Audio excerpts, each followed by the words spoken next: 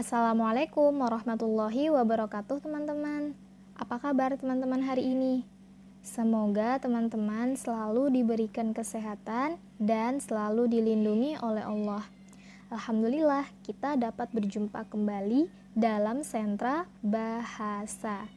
Nah teman-teman, kali ini tema kita masih sama ya, yaitu tentang ekosistem dengan subtema laut dan pantai. Nah, apa itu laut? Ya, laut merupakan wilayah yang luas kurang lebih 2/3 dari permukaan bumi. Ekosistem laut merupakan ekosistem yang terdapat di perairan laut, yang terdiri atas ekosistem perairan dalam, ekosistem pantai pasir dangkal atau litoral, dan ekosistem pasang surut. Nah, wilayah ekosistem laut sangat terbuka sehingga pengaruh cahaya matahari sangat besar. Nah, jadi itu ya teman-teman, laut ini merupakan wilayah yang lebih luas daripada daratan, ya. Di bumi kita ini penyusun utamanya itu adalah air. Nah, jadi lebih banyak airnya daripada daratannya. Nah, itu ya teman-teman. Lalu flora dan fauna apa saja yang hidup di dalam laut? Nah, banyak ya teman-teman. Ada ikan, ada anemon laut, ada rumput laut, ada udang, ada kepiting, ada pula cumi-cumi, dan masih banyak lagi ya. Ada gurita, ada hiu. Nah, itu ya teman-teman, hewan dan tumbuhan yang hidup di dalam laut. Selanjutnya pantai.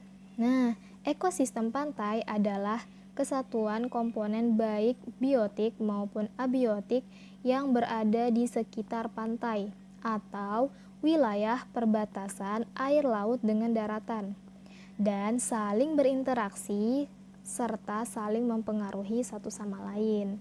Dalam ekosistem pantai terdapat komponen biotik pantai yang terdiri dari tumbuhan dan hewan yang hidup di daerah pantai. Sedangkan komponen abiotiknya itu ada gelombang, arus angin, pasir, batuan, dan sebagainya. Nah, kita lihat ya, hewan dan tumbuhan yang hidup di daerah pantai. Nah, ada yang namanya pohon bakau ya, teman-teman. Nah, pohon bakau ini biasa hidup di daerah pantai. Nah, teman-teman bisa lihat di Balikpapan ada daerah mangrove ya. Nah, itu merupakan contoh tanaman bakau. Di daerah sana tuh banyak pohon bakau yang tumbuh. Lalu di daerah pantai itu juga ada yang namanya bulu babi. Nah, hati-hati ya teman-teman, bentuknya itu bulat, berwarna hitam, lalu ada duri-durinya. Nah, itu namanya bulu babi. Nah, itu berbahaya ketika kita tidak sengaja menginjaknya. Karena di duri-durinya itu ada racunnya, teman-teman. Jadi, teman-teman harus hati-hati ketika teman-teman ke pantai.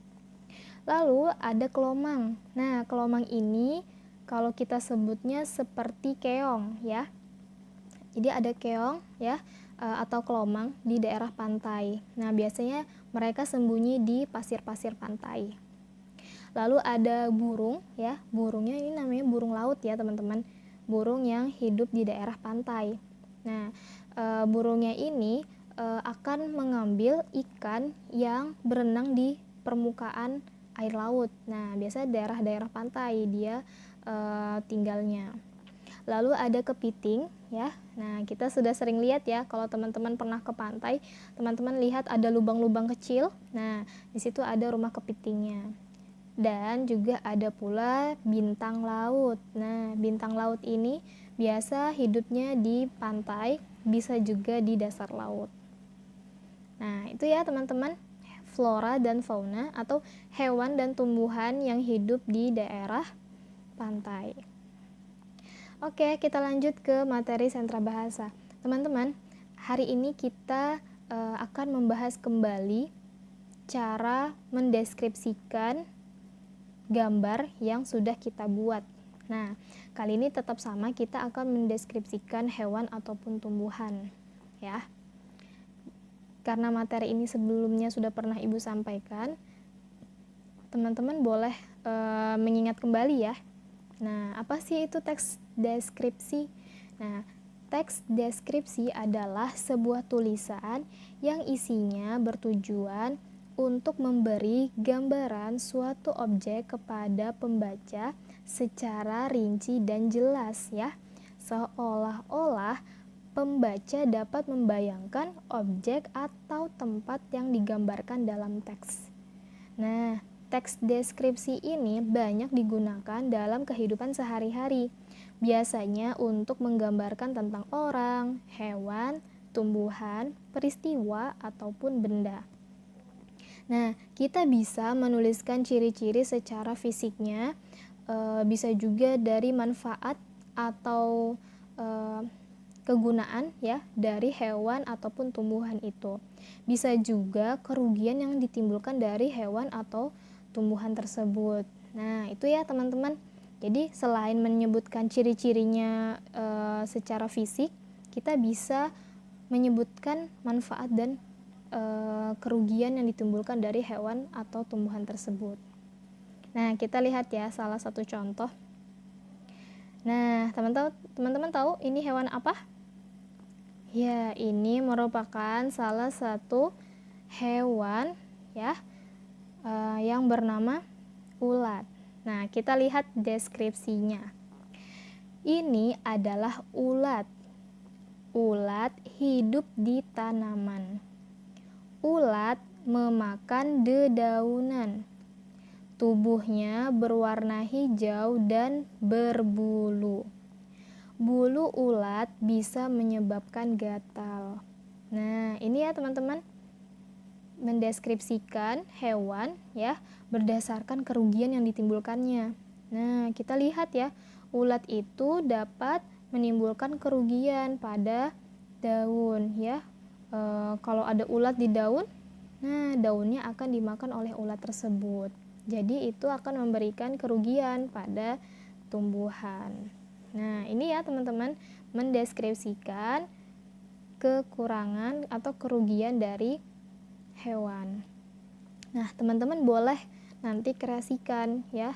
Teman-teman mau menyampaikan apa dari teks deskripsi yang nanti teman-teman buat. Ya, teman-teman bebas menambahkan apa ciri-cirinya, manfaatnya. Nah, seperti itu. Oke ya, teman-teman. Oke, alhamdulillah materinya sudah cukup. Kita hanya mengingat kembali cara membuat teks deskripsi. Nah, kita lanjut ke tugas ya. Nah, teman-teman, hari ini pekerjaan teman-teman membuat gambar minimal satu hewan dan satu tumbuhan yang hidup di laut atau di pantai pada kertas origami. Nah, jadi nanti teman-teman boleh gambarnya di kertas origami, satu hewan dan satu tumbuhan. Teman-teman boleh pilih mau hewan atau tumbuhan yang hidup di laut atau yang hidup di pantai. Boleh teman-teman pilih ya. Nah, setelah teman-teman gambar di kertas origami, teman-teman gunting gambarnya ya.